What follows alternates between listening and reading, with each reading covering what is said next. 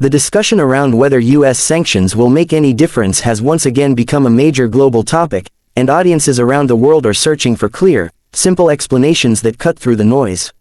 On this channel, USA Autos, we often focus on technology, machinery, defense, and global trends, and the impact of sanctions ties into all of these topics because sanctions influence economies, industries, and international markets.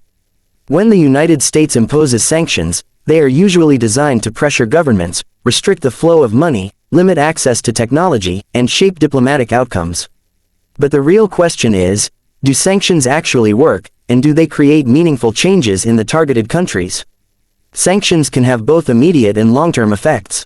In many cases, they slow down economic growth, disrupt supply chains, and create obstacles for industries that rely on imported equipment or international banking networks. Countries that depend heavily on foreign investment or advanced technologies feel the pressure almost instantly, especially in sectors like energy, aviation, and heavy manufacturing. For example, restrictions on high-tech components can prevent a country from developing advanced machinery, modern vehicles, or weapon systems at the same pace as before.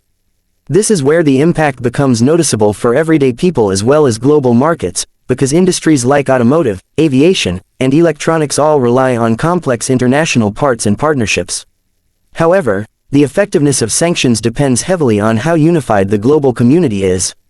If only the United States imposes sanctions while other major countries continue trading normally, the impact often becomes smaller.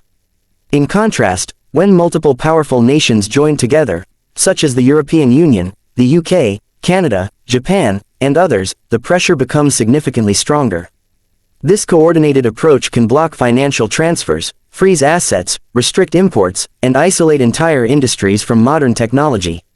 Over time, this can slow down a country's development and create internal pressure that may influence political decisions.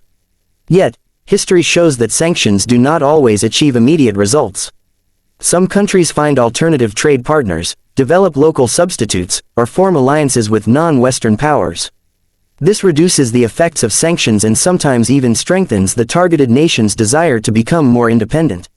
In such cases, sanctions may slow progress but not completely stop it. The global nature of today's economy also means that certain nations can bypass restrictions through third-party routes, cryptocurrency transfers, or partnerships with countries that do not follow U.S. sanctions. Whether sanctions make a difference ultimately depends on the goals behind them. If the goal is to weaken an economy, limit military growth, or block access to advanced technology, sanctions can be effective. But if the goal is to force political change, the results are far less predictable. What's clear is that sanctions reshape industries, markets, and strategic